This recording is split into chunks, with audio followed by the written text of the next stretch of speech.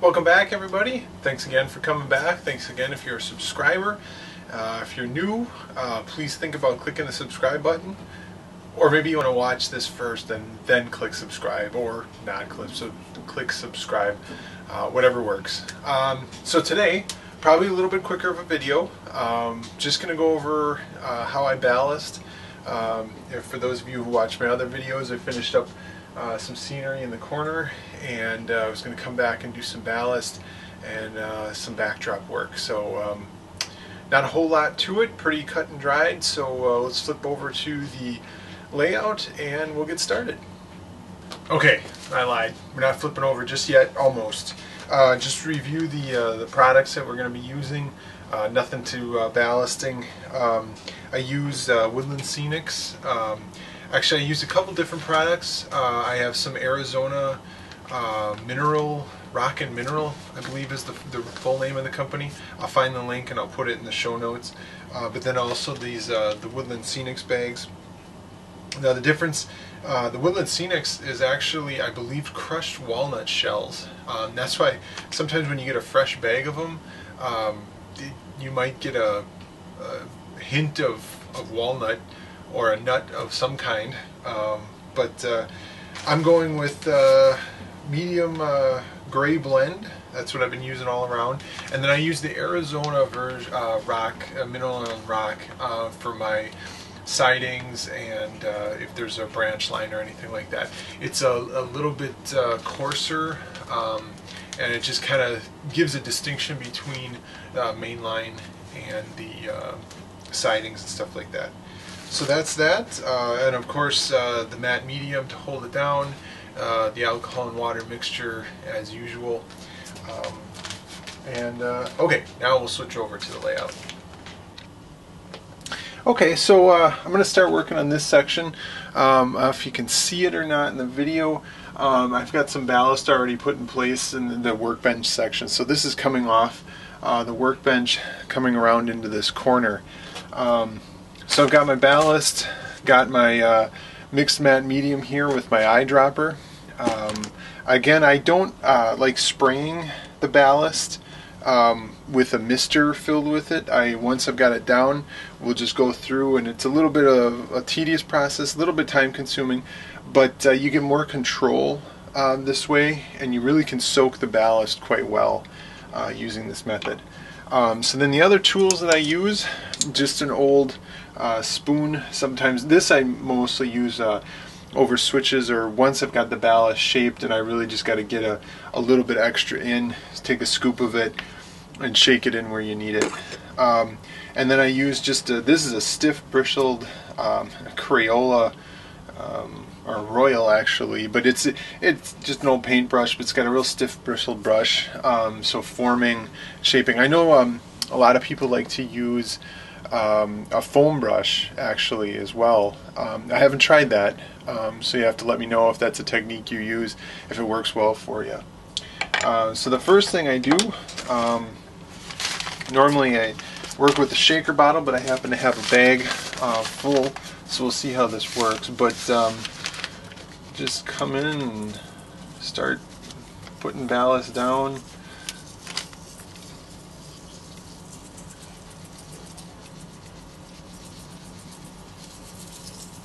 I know some of you probably are already screaming at your computer display, thinking, what in the world are you doing? That's not the way to do it. Probably not, but this is the way I've done it, and it works. It gets the job done. It takes a little bit of shaping once you've got the ballast down, but the results aren't bad. Now there's oftentimes a discussion over which should come first, chicken or the egg. In this case, the chicken and egg is the grass or your ballast. I guess I've always tried to put in the grass first, simply because chances are the field was there before the railroad was, so you want the ballast on top of the grass. However, if you're modeling more of a short line, or maybe a branch line that doesn't see as much use, you're definitely going to have grass creeping up onto the ballast. They may not be able to keep the profile of the ballast as good as, say, a main line would. So in this case, Wisconsin Central took pride in their track work, and especially their main lines. So for being these are kind of main lines, or at least what I'm trying to model as main lines, I'm doing grass first and then ballast. So now I'm going to start to shape it. So I just take my brush and start brushing it out of the center. As I tried pouring it, I try to minimize how much I put in between the rails, to minimize how much work you have to do afterwards with the brushing. Now you do want to get it such that there's ballast in between each tie, but you don't want it covering the ties. That's just bad ballasting practice. The whole purpose of the ballast is to keep the moisture and water running away from the wood ties and the track work, prolonging its life. So once you're done here, you want to be able to see the tops of the ties and the rail heads and everything like that. Unless, of course, you're doing an industrial area where maybe the track is buried and things like that. But obviously, in this case, I'm working on mainline track. So as you can see, just come through and brushing away the ballast, trying to get it where it needs to be. Once I've got most of the ballast off the tops of the ties, I'll actually come back and, imitating the real railroads, I'll turn the brush around and actually start tamping it, so to speak.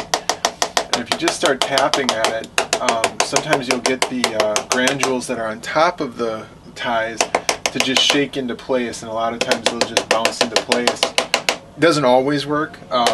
If your track work is really sturdy, the track doesn't bounce anyway. But sometimes it helps just shake things into place. It also causes things to settle, which is nice before you go and apply any glue or adhesive and stuff like that. So. Okay, so through the magic of editing, and like I said last time, kind of like the cooking show, kind of fast forwarded ahead. It's a tedious process laying ballast, unfortunately, and you know, the results aren't always appreciated, but I like to contour the ballast as much as I can, get a good, nice profile. Your road bed should definitely help you get a good profile in corners, but you still got to get the ballast up onto, you know, the sides of the rails. Now, if you can see, I did leave some ballast on top of the rail, the ties rather. Once you've got it glued in place and the glue is dried, it's easy enough to come by with a wire brush and just knock off this loose stuff on the top. Again, if you are modeling a main line, you'll want to do that because railroads take the time.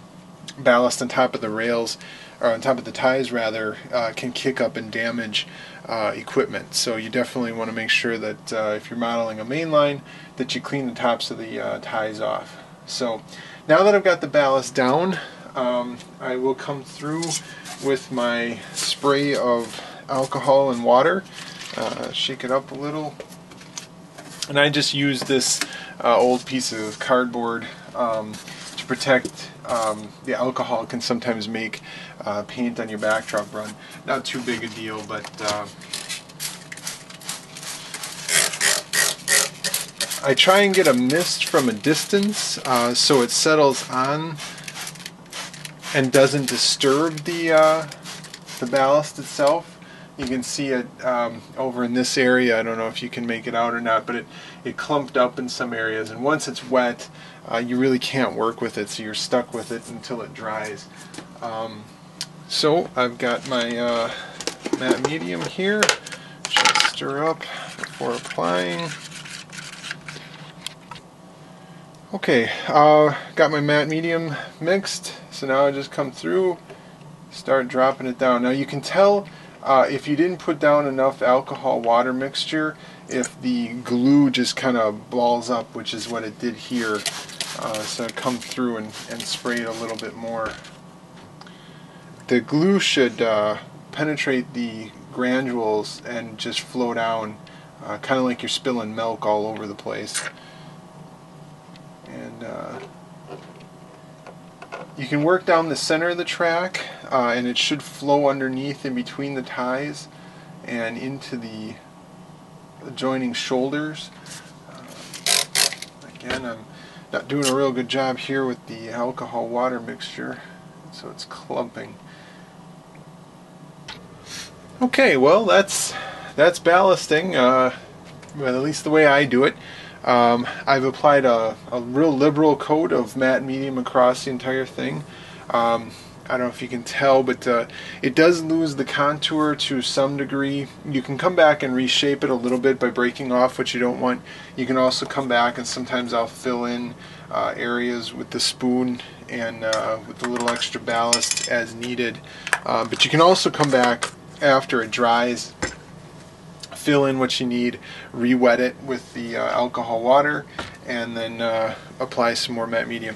The other thing I do, I give this plenty of time to dry, usually at least a couple days, a day at least, depending on how dry it is in the atmosphere. And then I will just run my fingers along, pressing down in areas to see if there's any cavities that I missed. You know, it all looks wet now, but depending on how the glue spread and everything, sometimes you'll get a pocket that you can just, I need some extra glue there. Re-wet it, soak it, and you're good to go. So, okay, well, that was ballasting 101, I guess, at least the way I do it. Thanks again for watching. If you liked it, click subscribe, and I'll keep posting videos as I can. If you have any comments or questions, please post those. If you'd like to see anything in particular, can't guarantee I'll be able to get to it, but go ahead and make a request and I'll see what I can do. Thanks a lot, everybody.